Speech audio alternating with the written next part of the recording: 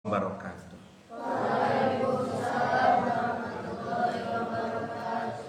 Alhamdulillahilladzi an'ama 'alaina bi ni'matil iman wal islam. Asyhadu an la ilaha illallah wa asyhadu anna Muhammadar Rasulullah. Allahumma shalli ala sayyidina Muhammad wa ala ali sayyidina Muhammad. Para santri rahimakumullah, juga para alumni ulul albab dimanapun berada, dan muslimin wal muslimat dimanapun berada. Buya sekarang taklim menjawab pertanyaan-pertanyaan yang lagi nyantri. Dan alhamdulillah sekarang kita sedang taklim, sebelumnya kita tahajud ya, dan berjamaah subuh yang disaksikan oleh malaikat yang luar biasa banyaknya. Sekarang kita berada di tanggal berapa? Ya, untuk Masehinya coba. Tanggal 5 ya. Tanggal 5 bulan November tahun 2024. Dan ini adalah bulan kelahiran Buya ya, November itu.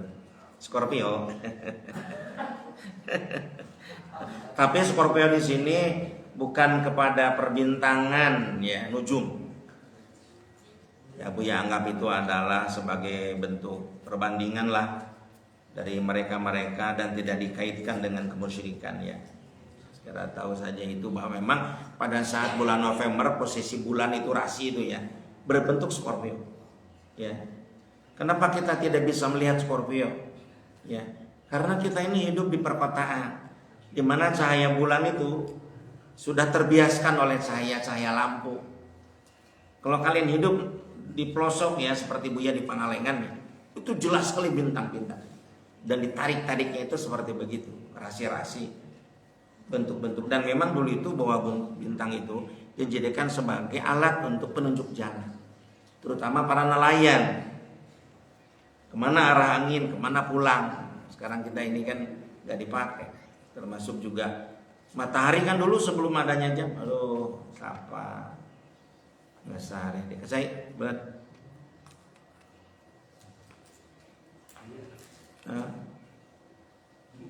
Oh, mikna hilang. Nun mengalir lah.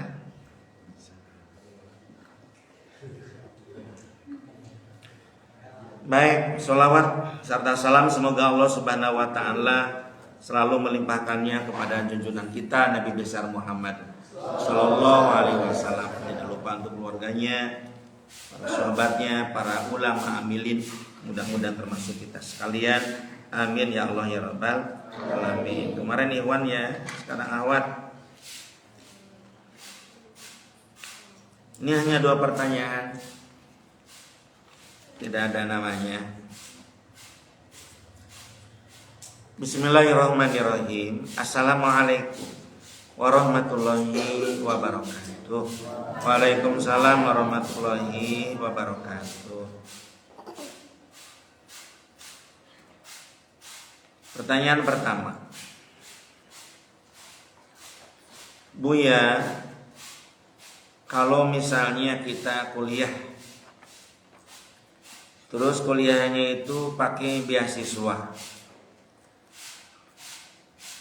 mengapa Buya kalau kuliahnya tidak benar-benar, maka biaya dari beasiswa itu harus dikembalikan? Baik.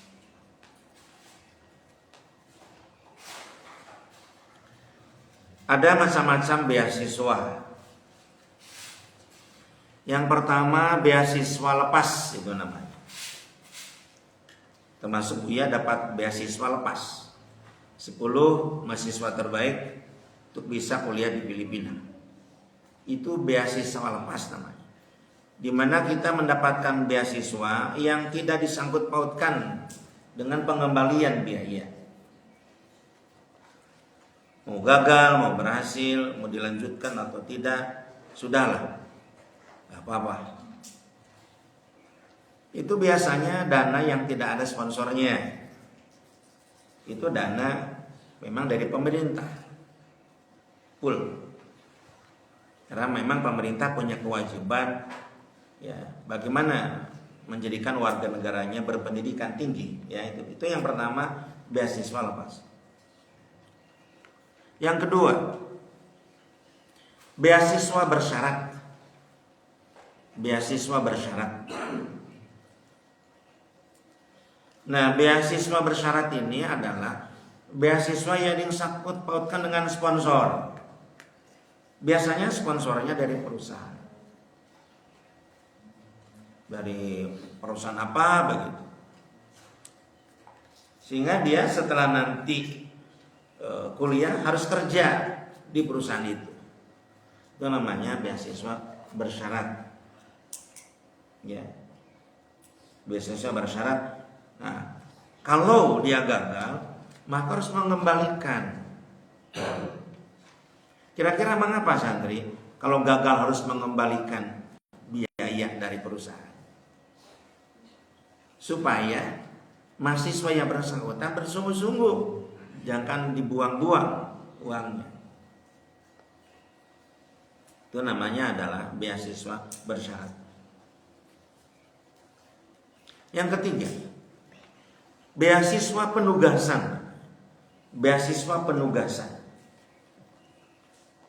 Beasiswa. Apa Buya beasiswa penugasan? Adalah beasiswa yang diberikan kepada karyawan terbaik dari suatu perusahaan. Karyawan pilihan itu untuk mengupgrade ya posisinya supaya dia nanti punya jabatan lebih tinggi. Itulah beasiswa. Ya. Nah, makanya kalian kalau mendapatkan beasiswa tanya apakah yang lepas, apakah bersyarat, ya, gitu. Tanya dulu ya kalau masalah menyangkut tentang yang ketiga itu tentu kita tidak, karena memang kita bukan suatu atau bukan seseorang yang termasuk karyawan, ya. Beasiswa penugas. Begitu. Ya, Buya berharap bahwa beasiswa ini didapat oleh kalian. Itu jenis beasiswa. Berikutnya, syarat beasiswa. Syarat beasiswa itu ada dua. Yang pertama adalah syarat beasiswa berprestasi. Syarat beasiswa berprestasi. Itu yang banyak sekali, ya 85% lah. Jadi beasiswa ini diperuntukkan bagi anak-anak yang berprestasi. Dilihat daripada ijazah SD-nya, SMP-nya bagus, nilai matematikanya berapa sih? Sosialnya berapa? Oh, ini sosialnya besar, matematikanya kecil, berarti harus dia mengambil jurusan sosial di kuliah. Itu bisa. Biasanya psikolog yang menentukan itu. Dan perusahaan-perusahaan biasanya kerjasama dengan psikolog untuk menentukan ini orang ini ke sosial atau ke matematik atau ke fisika atau ke IPA maksudnya. Ya. Kemudian yang kedua, beasiswa tidak bersyarat. Jadi beasiswa yang sifatnya bukan karena prestasi, biasanya karena faktor misalkan kemiskinan, anak-anak miskin nih, anak-anak yatim nih. Ya. Dan ada yang terselubung, maaf yang sampaikan, anak pejabat nih.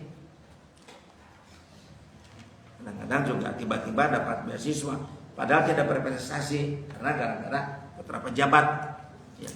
Itu disebut dengan kolusi dan nepotisme. Kental nepotismenya di sana. Nah, makanya kalian harus berprestasi. Anak-anak yang berprestasi diperebutkan itu. B.J. Habibie, ya. B.J. Habibie itu diperebutkan oleh perusahaan-perusahaan. Dan B.J. Habibie melihat perusahaan Lufthansa yang dipilih oleh beliau, perusahaan pesawat terbang yang terbesar di dunia, di Jerman. Bahkan Habibie setelah dapat beasiswa menjadi wakil direktur Lufthansa. Karena kepintarannya yang luar biasa, cerdas. Dia orang miskin. Pada saat Bapak Soeharto sedang tugas di Bone, di Sulawesi, ada anak-anak sedang bermain bola. Dan kita tahu kan siapa Soeharto. Itu ahli strategi dan dia bisa melihat mana anak yang cerdas. Akhirnya dibawa oleh Soeharto untuk disekolahkan. Dan dia menjadi orang yang hebat ya di bidang teknologi. terkenal di dunia. Itu B.J. Habibie.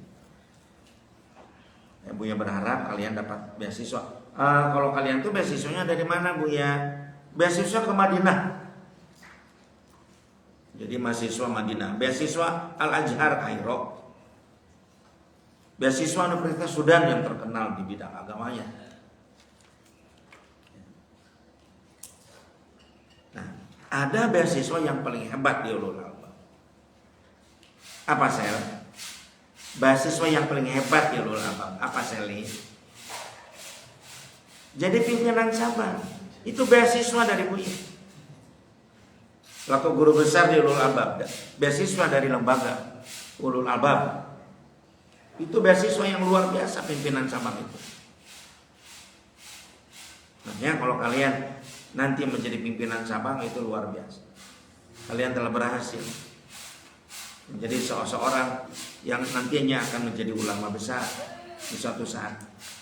Bertahap, bertambah waktu, bertambah pengalaman, bertambah waktu, bertambah ilmu, bertambah waktu, bertambah loyalitas kepada Buya selaku Gus Dur. Bertambah waktu makin paham bahwa kita ini hidup untuk banyak jasa kepada orang lain. Itu beasiswa dari Ulul Albab, ya. Mau tidak beasiswa gimana? Biaya juga keluar dari pesantren. Bahkan pesantren tidak berbicara besar dan kecil biaya. Yang penting cabang itu harus ada dan berdiri, kemudian berhasil. Itu beasiswa di Ulul Albab. Baik, nomor 2. Terakhir nih pertanyaannya, Buya, apa tandanya kalau memimpikan orang yang sudah meninggal dunia? Baik.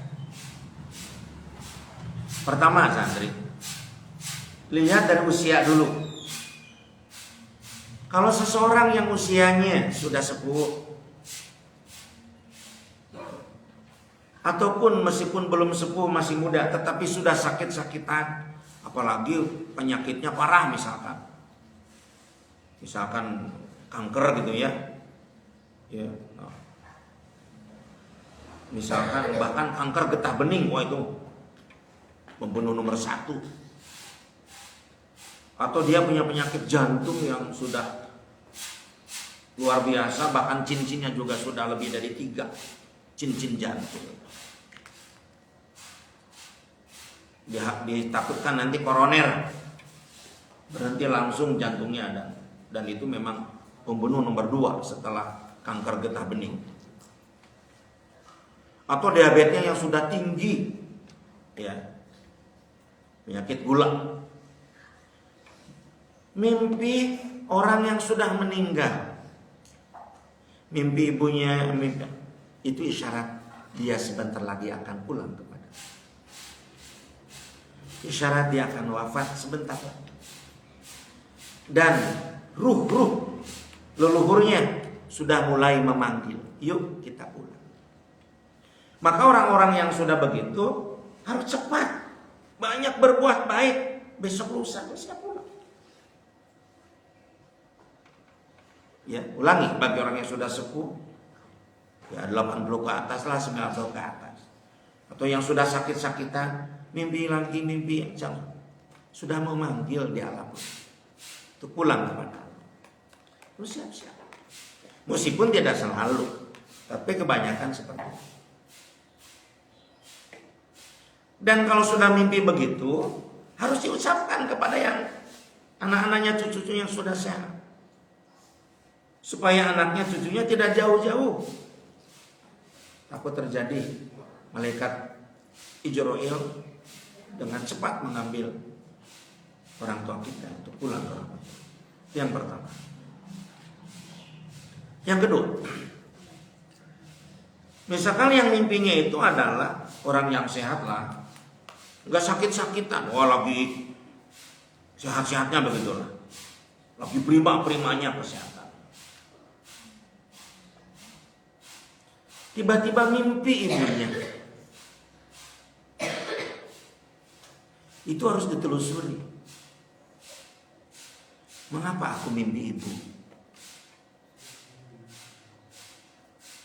Pertanyaannya, Apakah kita belum melaksanakan wasiat ibu? Yang kedua, apakah kita berkelakuan yang tidak sesuai dengan kelakuan ibu pada saat ibu lagi hidup? Dan masih banyak lagi pertanyaan-pertanyaan itu. Terlebih lagi kalau ibunya itu datang dalam kondisi pakaiannya compang-camping.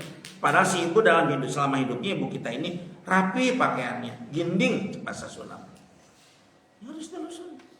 Nah, penelusurannya itu memang banyak sesuai dengan kasusnya secara detail. Kita ambil contoh. Buya ambil contoh beberapa saja ya. Yang pertama,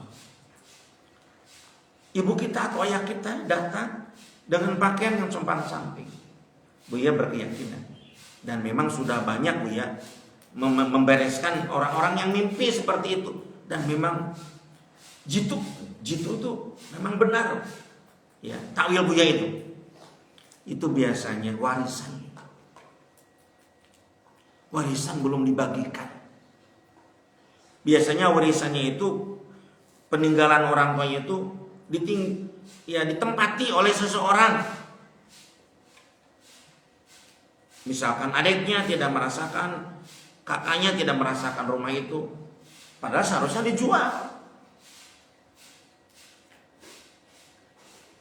Ibu datang itu selesai karena kira-kira begitu ya saya. Ibu berat di sini, berat. Apalagi kalau dalam mimpi itu ibunya menangis, itu parah. Nah, memang masalah warisan ini masalah sangat krusial. Biasanya orang itu membahas warisan karena perasaan. Ya.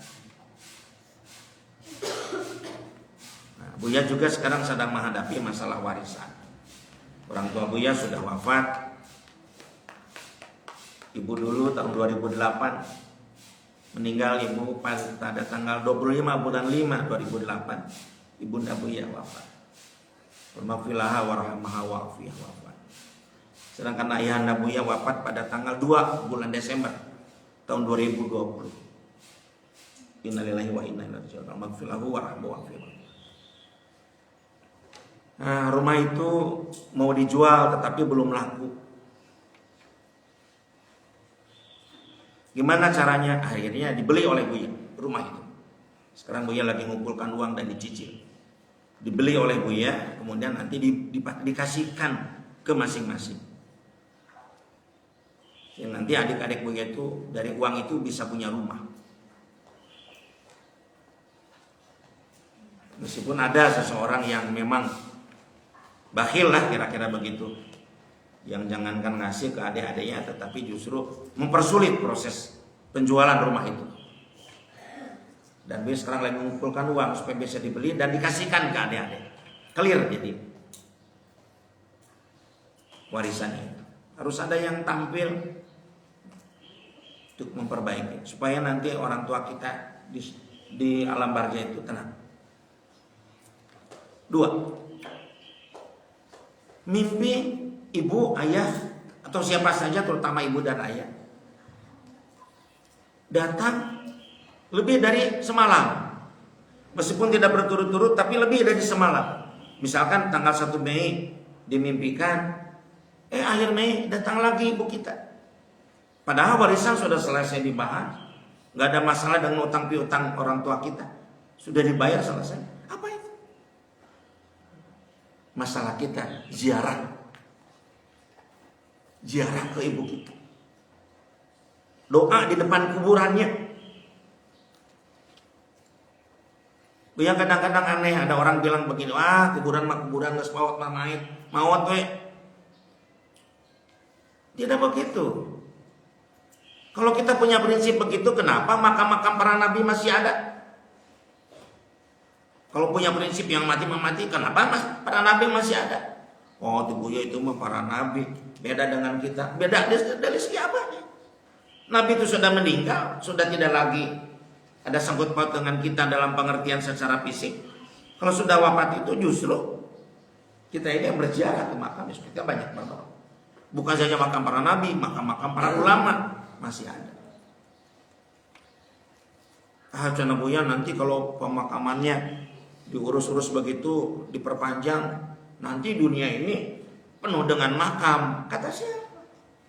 Kenyataannya tidak pernah Caringin sekarang di Bandung penuh. Misalkan mau dimakamkan, maaf Pak, penuh. Pemakaman sudah tidak ada. Kagumuru, ke Cibangkong, nggak ada saja. Bahkan kalau darurat itu biasa ditumpuk. Kan di Saudi ditumpuk. Apalagi kalau misalkan terjadi kecelakaan massal, maka secara massal ditumpuk. Nggak apa-apa. Zaman Rasul juga pernah jadi perang Uhud. Banyak sekali yang wafat, ditumpuk. Nggak apa-apa, tapi sama alam barzah namanya. Ada kejadian di zaman baginda Rasul. Seorang pemuda begitu sangat dekat dengan ibunya karena ayahnya sudah wafat hidup. Begitu sakit ditinggalkan ayah di seorang yatim, ibunya masih ada alhamdulillah. Diurus. Pada saat meninggal dunia dimakamkan di belakang rumahnya. Di belakang rumah. Maaf, di depan rumahnya. Ingin kelihatan pas dia keluar dari rumah ada makam ibunya. Selalu mampir ke makam ibunya. Sebelum kerja, pulang kerja. Begitu sangat dekat. Seperti ibunya masih ada. Berdoa. Suatu hari dia mendapatkan pekerjaan yang lebih baguslah di tempat lain. Pindah dan rumah itu dijual. Kemudian kepada yang membeli rumahnya itu dititipkan, tanah ini nggak dijual, ini tanah makam ibu saya. Dipagarlah. Tidak tinggi dipagarnya dengan batu saja, karena dilarang oleh baginda Rasul pakai amud. Pakai yang dilarang itu pakai amud itu adalah tiang atas. Kata pembeli nggak apa-apa, nggak jadi masalah. Ya otomatis karena kerjanya sudah jauh, rumahnya sudah dijual, dia membeli rumah di tempat lain, dia sangat jarang datang ke makam ibu.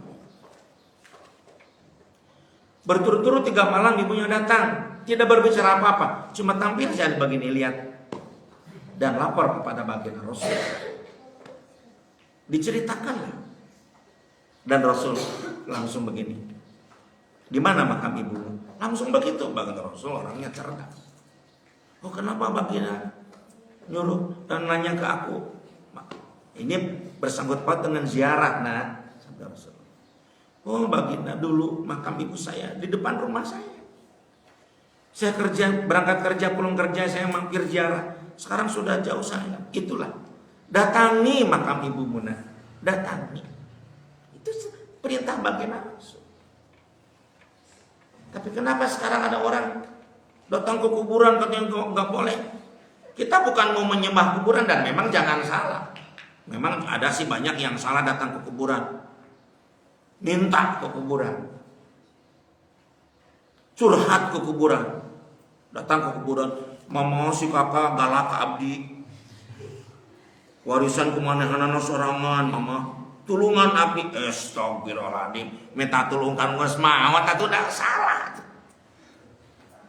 Tuh tulungan mah gelawat atuh jelema. Musyrik anu kitu. Yang sudah meninggal itu perlu doa. Kalau magfilahu warhamhu wa'afihi wa'fu'anhu. Magfilaha warhamha wa'afihi.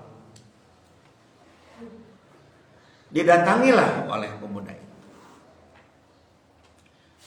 Pas datang ke sana memang makamnya sudah kotor. Memang dedaunan dan sebagainya, batu juga. Kotoran unta juga sudah ada. Nangis tuh. Ya Allah, makam ibu saya sampai begini. Tuh, makanya harus rutin. Buya rutin ke ibu, ke bapak, ke nenek. Bahkan ada kakek Buya wafat kan dimakamkan di kaki Gunung Cikuray. Wah, itu Buya nyarinya. Karena pada saat kakek wafat Buya masih kecil. Dicari oleh Buya. Terus ke Arian, serang Arian Buya kan itu. Wah, sampai ternyata makamnya di bawah, pas di kaki Gunung Cikuray. Kakek asli Buya. Buya bersihkan dan bisa. Dibersihkanlah. Sudah membersihkan, berdoa. Setelah berdoa, datang ngantuk yang luar biasa ke pemuda itu. Ngantuk. Dan si pemuda itu tidur di atas kuburan. Sampai nyenyak betul. Dan mimpi lagi si pemuda itu. Si kuburan itu seolah-olah terbelah. Dan ibunya keluar dari kuburan itu. Dan mengusap-ngusap kepalanya. Syukurna kamu datang. Kemana aja kamu? Tetangga-tetangga ibu suka nanya, kemana tuh anakmu yang biasa datang sekarang jarang datang. Sekarang kamu datang, syukur nak. Itulah makam. Kita ini dengan yang sudah wafat jangan putus hubungan. Nyambung hadiah. Karena kita akan berkumpul lagi di sana kalau memang satu jalan.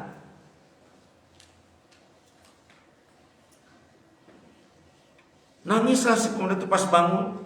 Nah setelah itu dia rutin setahun sekali datang ke makam. Ya, doakan atas dosa. Itu yang kedua, seperti itu. Yang ketiga, datang ibunya atau ayahnya atau siapa saja yang kita cintai yang sudah wafat datang. Warisan nggak ada, masalah warisan beres. Masalah ziarah sering. Rutin bahkan 6 bulan sekali. Ini ada apa ya? Apa itu kira-kira? Muhasabah diri. Oh iya ya Allah, aku ini sholatnya memang sholat sih aku ini, tapi suka lambat, dilambat-lambat.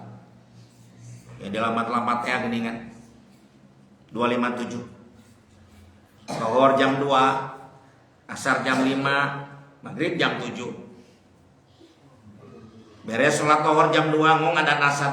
Kakarek lohornya ngos asar deh. Nyanyi tuh udah sholatnya jam 2 tuh.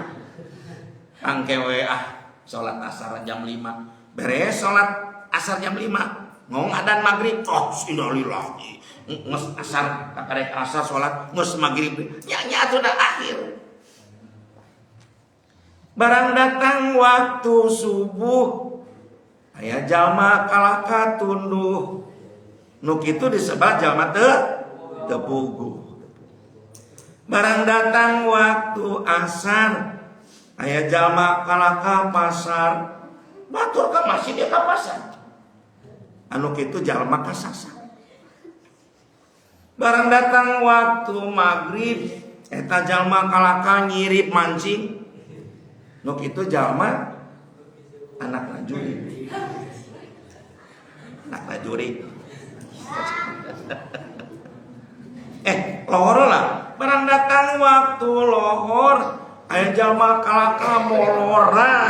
Aya teh santri gitu. Aya. Molor autis. Barang datang waktu isya, aya jalma kalaka gayang malam minggu. Nah nu kitu anakna kuya. Yang sebat anak. Nah, oh ternyata ibadahnya kurang kepada Allah. Nah, ibadahnya. Ibu itu mengingatkan. Datang dalam mimpi kita. Mengapa antara mimpi kita dengan kehidupan akhirat nyambung?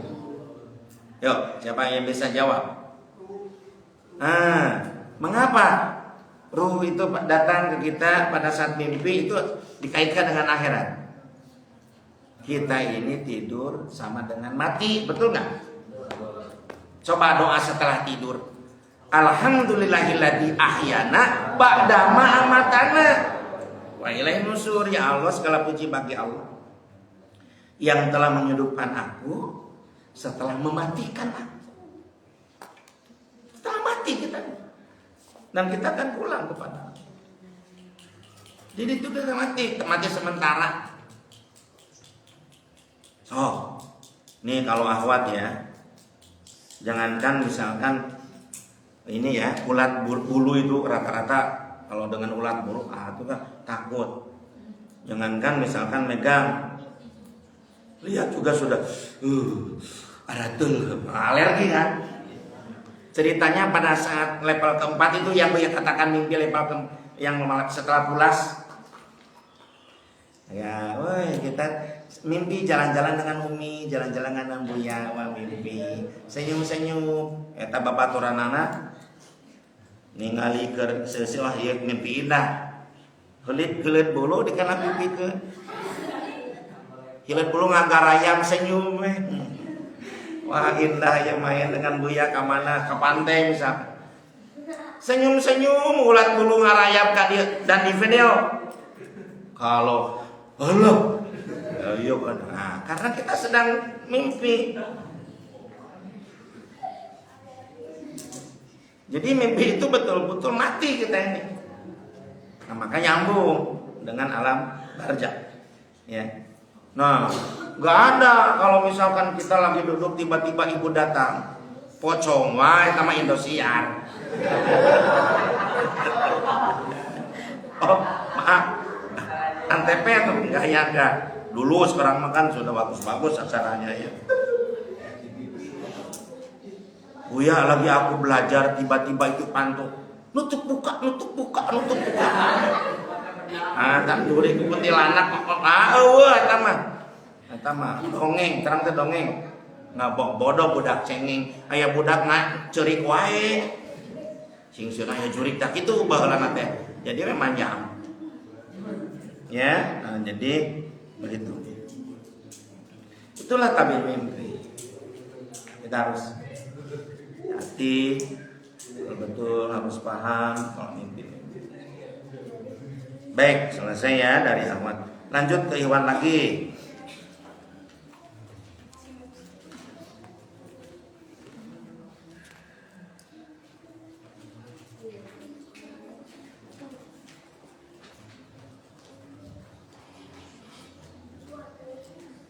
Baik, bismillahirrahmanirrahim. Assalamualaikum warahmatullahi wabarakatuh. Waalaikumsalam warahmatullahi wabarakatuh. Iya maralikna ka dieu. Keur tali meulih ka tukang. Adieu kamu ya ninggal. Lain tunu.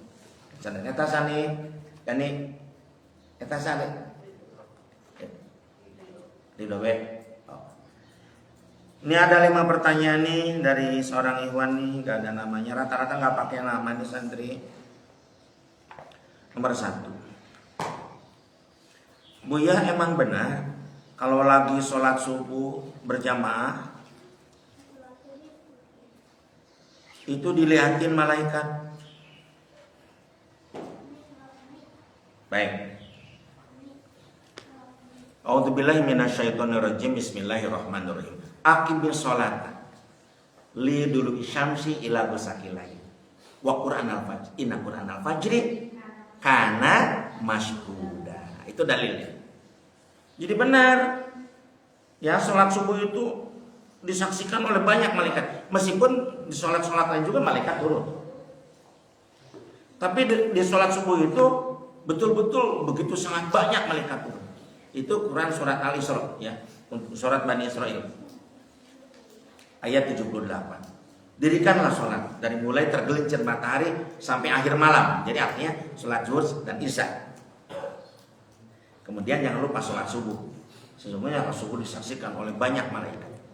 Inna Qur'anal fajri kana masyhuda. Sesungguhnya sholat subuh itu berjamaah disaksikan oleh banyak malaikat. Makanya sabda Rasul, barang siapa yang tahu, yang paham pahala sholat subuh,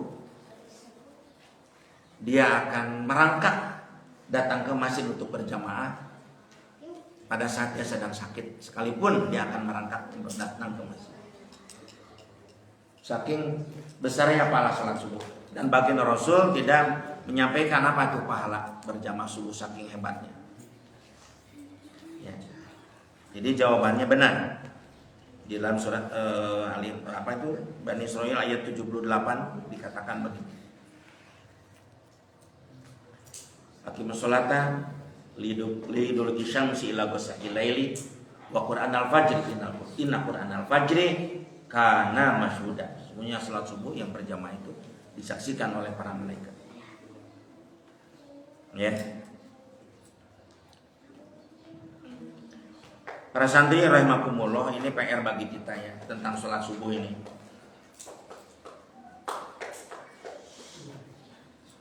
Yang dimaksud PR oleh Buya itu pekerjaan rumah kita. Bagaimana kita punya tugas, bagaimana caranya supaya sholat subuh berjamaah itu seperti sholat Jumat.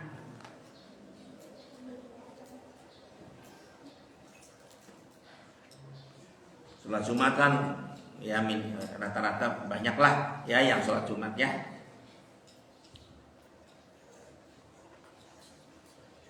Dan kalau sholat subuh sudah sebanyak sholat Jumat, itu sebagai tanda, sebagai barometer ciri ya, tanda-tanda keimanan umat Islam luar biasa. Mika, tong baru Mika, cicing. Jadi sinter gerak, cicing, tengek. Aduh, ya sekarang ini sholat subuh, Allah ya Rabb, astagfirullah, kita alhamdulillah ya, diawali dengan tahajud. Percayalah kamu ya, sholat subuh berjamaah di masjid-masjid itu kosong. Kebanyakan adalah borongan. Yang membangunkan tidur KDKM, garuga. Ya parantos tabopat kerang 10 menit deh adan gitu ya, itu KDKM. Belum ada yang datang. Ternyata ada setelah KDKM memanggil, ada yang datang. Lain dekat masjid, dekat pasar. Allah ya Rabbi, astagfirullah. Kalau ke pasar itu semangatnya.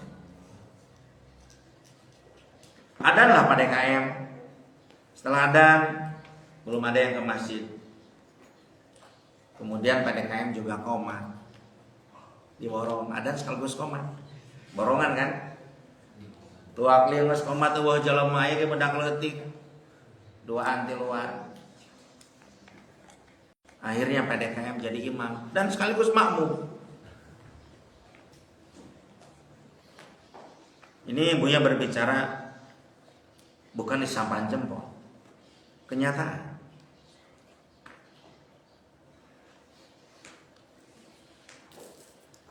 Kenyataan.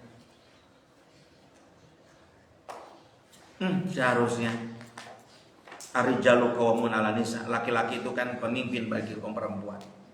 Sang suami membawa istrinya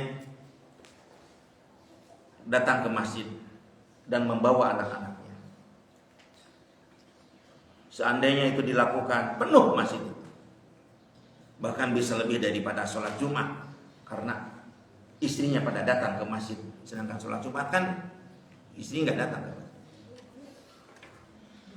Kalau sudah seperti itu, orang-orang Yahudi mengatakan Islam sudah mulai maju dengan pemahaman keislamannya. Kalau sudah begitu, tinggal menunggu kejayaan Islam, kebangkitan Islam.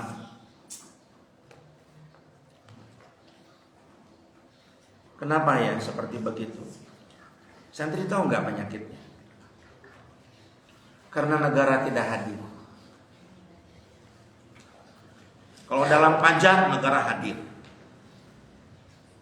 Dilihat oleh polisi, wah ini motor ini sudah kadaluarsa, ganti kaleng. Prit, stop. Perpanjang ya. Biasa duit keluar. Prit, teboga SIM. Tewak. Kadang-kadang motornya dibawa karena tidak punya SIM dan tidak punya STNK. Bagus dan baik. Karena itu untuk menjadikan disiplin warga negara. Sudah seharusnya SIM itu punya, karena orang yang tidak punya SIM berarti belum pernah ya secara tidak profesional. Buya setuju adanya raja-raja seperti itu. Tetapi kenapa tidak menerazia? Pada saat adzan berkumandang masih ada orang lagi rame jual beli di kafe, di Indomaret, di Alfamart, di mana, di warteg masih ada yang makan. Allah sudah memanggil, harusnya polisi gerak ke masjid seperti di negara Saudi. Suatu hari Buya datang saat itu menjelang asar, Buya masih sampai dan Buya posisi sebagai musafir. Oh begitu rame orang-orang Saudi, orang-orang ajam juga. Buya rencana mau berjamaah, terus kata teman Buya almarhum Kang Jimmy, jangan dulu Pak Sek, kita kan masih capek dan agak jauh Mas. Oh ya, Buya turut karena sebagai tamu ya kita harus hormat kepada penghidmat, yaitu orang sana yang sudah mukim di Saudi. Buya coba-coba lihat, nolol dari jendela. Pada satu waktu setelah adzan menjelang qomat, tidak ada satupun kendaraan yang lewat ke jalan. Tidak ada orang yang jalan-jalan. Sepi amat ini, seperti kota mati. Buya nanya, itu pada berjamaah Pak? Dan kalaupun tidak berjamaah, dia ngumpet kemana? Jangan kelihatan. Karena polisi merazia yang tidak berjamaah. Di kita orang berjamaah Isya Maghrib, para pemuda-pemudi dekat Masjid Barobogohan katakan. Masjid-masjid besar, Masjid Raya, Masjid Agung. Daratan ke alun-alun, ngadon arulin. Adan berkumandang. Ngaruplek we ka maksiat. Negara tidak hadir. Sedangkan kulukum mu'in wa kulukum mas'ulun an rakyat. Pemimpin bakal ditanya ke pemimpinan. Negara tidak hadir. Heran bu ya kita. Oleh karena itu, karena pemerintah tidak hadir, negara tidak hadir, kita yang harus hadir. Itulah yang asbab Buya mendirikan dakwah marhamah. Untuk mengganti peran pemerintah yang tidak hadir, maka kita hadir. Kita hadir.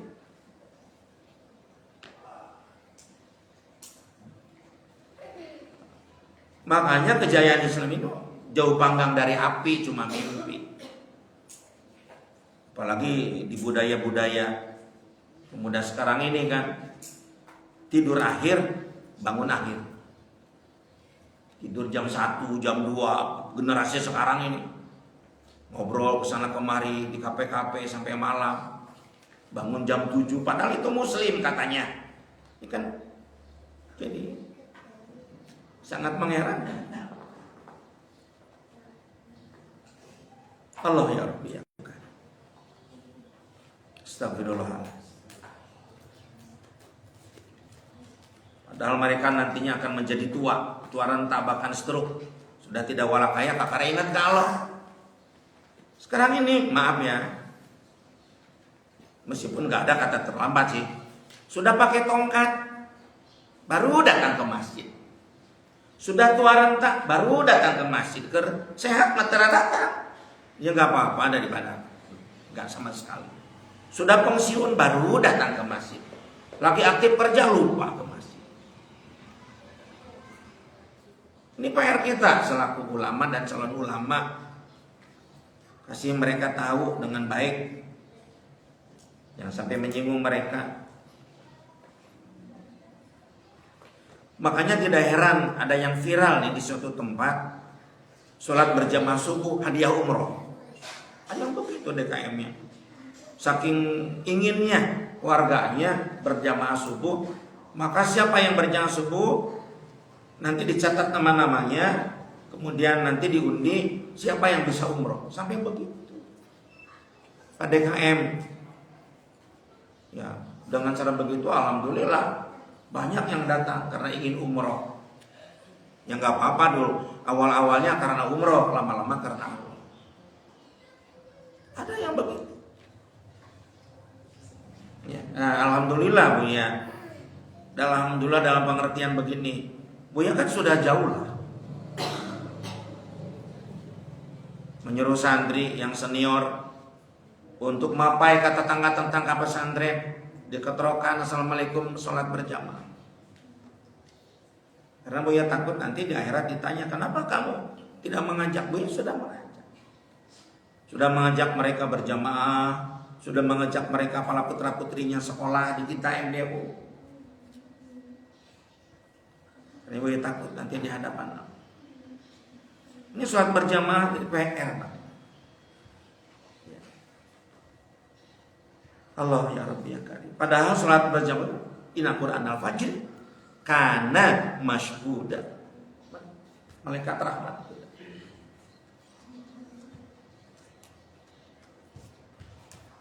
Dua.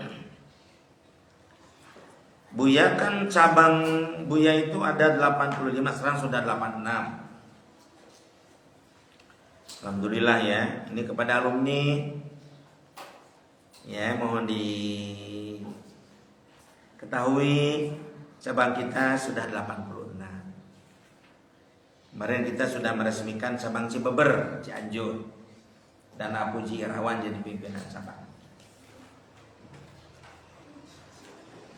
Yaitu peresmiannya pada tanggal 12 bulan Agustus tahun 2020.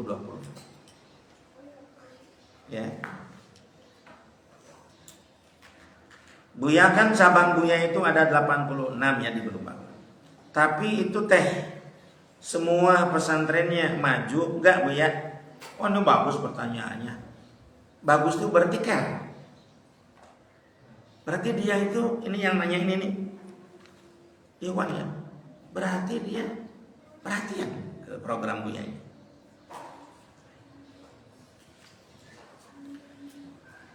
Santri yang bertanya ini khususnya, umumnya semua santri dan alumni, masalah maju dan tidak itu relatif. Kemudian suatu pesantren bukan saja dilihat dari bangunan yang mewah, dan tentu saja adalah programnya yang hebat.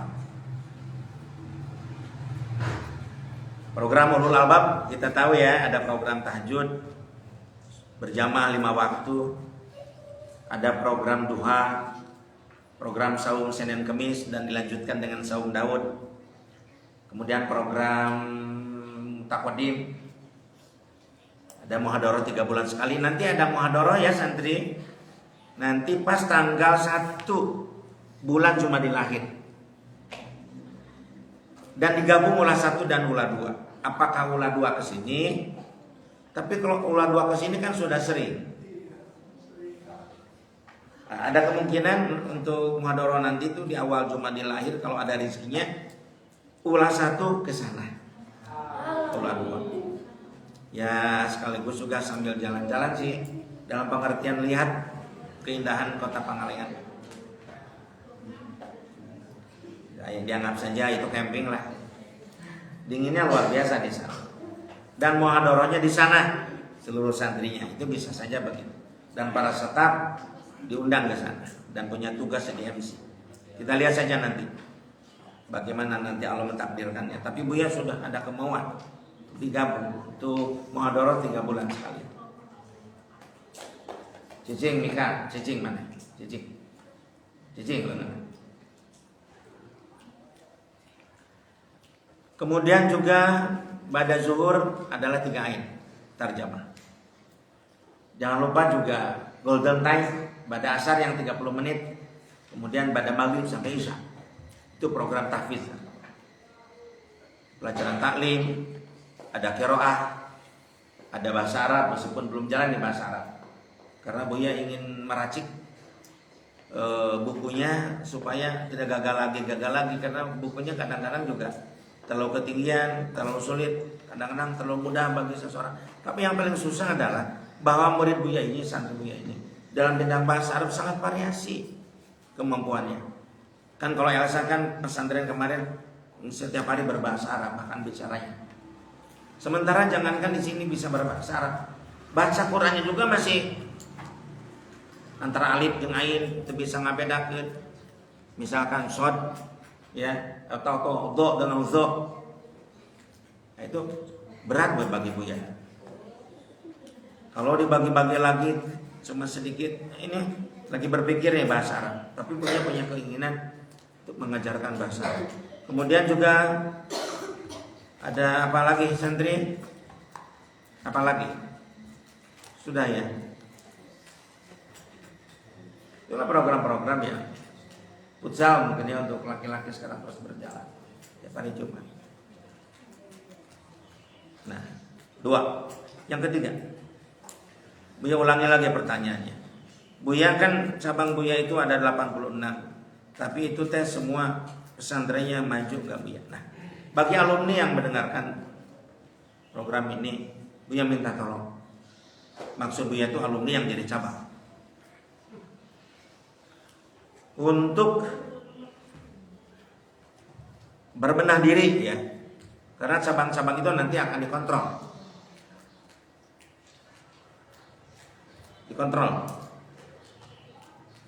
Kalau sudah nanti 100 cabang, Buya akan menyediakan waktu untuk mengontrol cabang-cabang itu.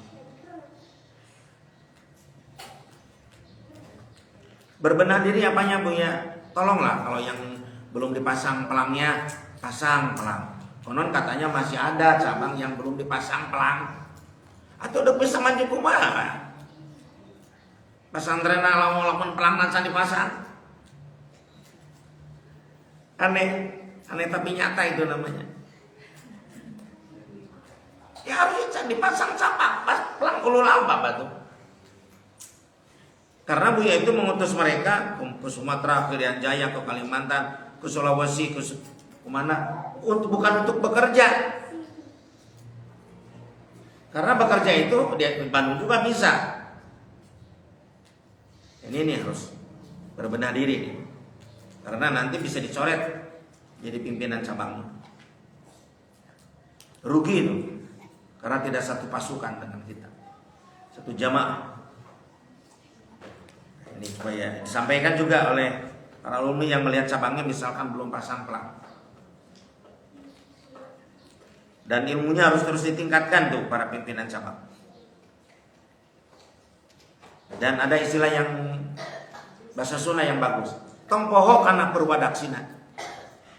Tong poho marinehna lahir di ulul albab.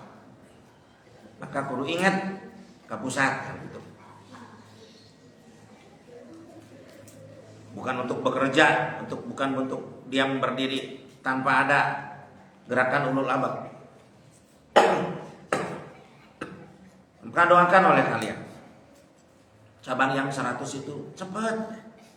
Doa kalian tuh ijabah doa. Makanya banyak para donatur datang ke sini hanya untuk minta doa ke anak-anak yatim, kaum duafa. Kalian itu anak-anak yang soleh loh, laki-laki ya. Seburuk-buruknya santri Buya yang laki itu orang yang soleh di kalangan umumnya para pemuda. Seburuk-buruknya santriwati Buya ini paling soleha di antara para pemudi ya. Bersyukur Buya diikuti oleh kalian. Karena tanpa kalian ulul albab itu bubar. Terima kasih jazakumullah khairan jaza. Karena orang tua kalian, keluarga besar kalian sudah mau mesantren Buya.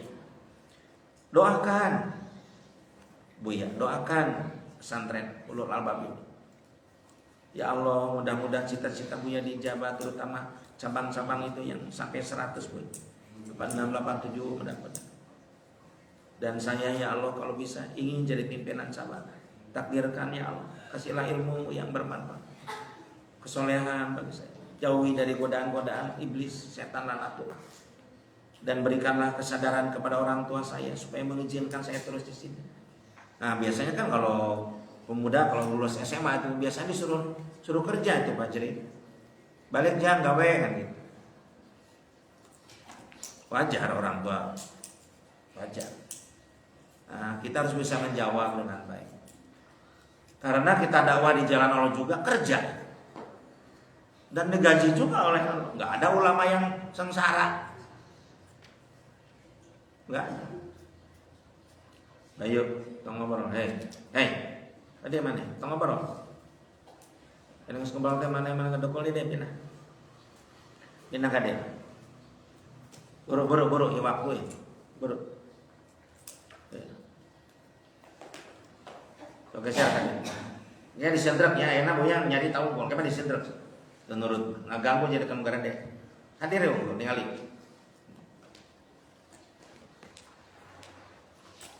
Minta doa ke kalian subhanallah. Dan kalian perlu tahu ujian ulul albab sekarang ini donaturnya sangat murah. Masa Buya harus bekerja jadi dosen misalkan atau di perusahaan Buya diperlukan, tapi kan ajar kalian gimana? Makanya dalam tahajudnya doanya rajin Allah nurunkan rezeki yang banyak. Bahkan tidak sedikit Ananda Buya sampaikan banyak pesantren yang bubar.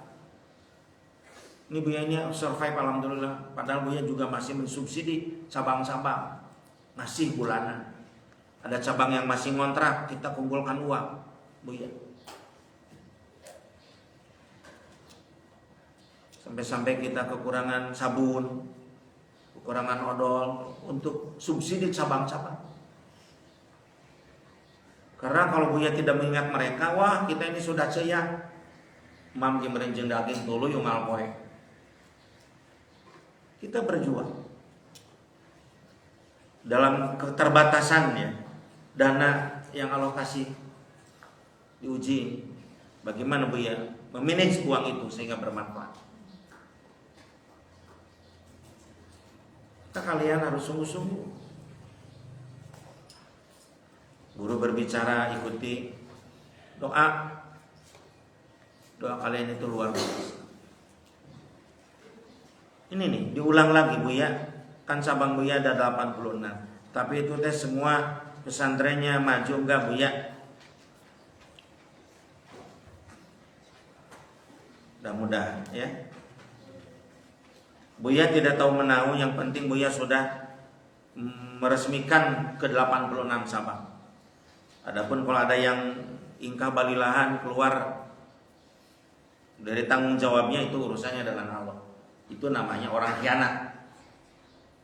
Karena tidak ada yang gentle langsung datang kemudian mengundurkan diri. Kecuali cabang Manado ya, Adang itu kan kakak dari Umu. Dan nanti akan dikaryakan oleh Buya di Kaltim. Melanjutkan perjuangan Buya dengan Umu. Kemudian Ajat, kakak ipar Buya. Buya nikah dengan Teh Nurul. Ajat itu adalah suami dari kakaknya Uma Teh Eli. Dan itu dikaryakan jadi wakil Buya di Pangalengan. Kemudian Ade Sofyan nanti, karena beliau itu kan pencari dana yang luar biasa. Ulul Albab kurang lebih punya utang ke Ade itu 83 juta. Nanti kalau uang itu sudah ada, Buya kasihkan ke Ade langsung pindah jadi pimpinan cabang. Ya, selain itu tidak ada yang Buya tahu. Kalaupun mereka meninggalkan tugas, hianat ya. Ya Buya menghimbau kepada alumni dan cabang-cabang cepat kembali ke jalurnya. Dan Buya bersyukur kepada Allah Subhanahu wa taala, ada santri senior yang isi koma nih, apa hari dan Aholil digembleng oleh Buya. Kenapa Buya belum saja ditugaskan? Ya belum ada ilmunya, belum cukup ilmunya. Kalau sudah cukup, nanti Buya gak usah ditanya, langsung ditugaskan. Tajwidnya, hafalan Qurannya dari 2 orang ini. Jangan gagal Pak Hari Khalil. Ini konsumsinya memang untuk alumni dan santri. Tetapi kalaupun ada masyarakat luas mendengar ceramah Buya ini sebagai bentuk studi banding dengan masyarakat. Karena apa-apa yang dilakukan oleh ulul albab itu tidak ada keburukan. Semuanya demi kemaslahatan negara kita secara khusus dan secara umum adalah di dunia ini. Hei, empe. Benang dia mana? Dia sorangan dia yang seling. Oh, bukan. Ngeratu ngobrol dia jauh. Dan masyarakat luas perlu tahu bahwa ulul albab ini mengembangkan cabang-cabangnya dari santri-santri yang berprestasi. Masih banyak unek-unek yang perlu Buya bahas dari pertanyaan 2 ini, tetapi cukuplah.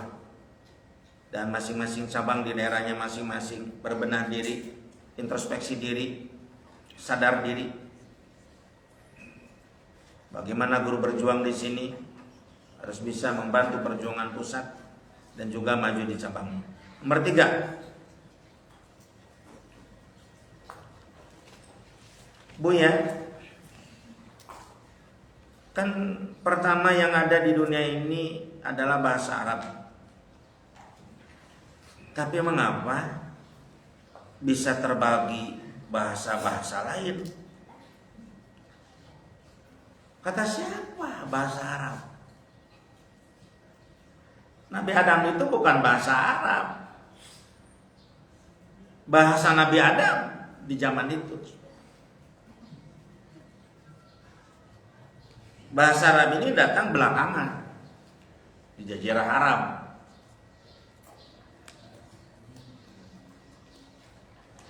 Ya, ada di dalam Quran surat apa itu?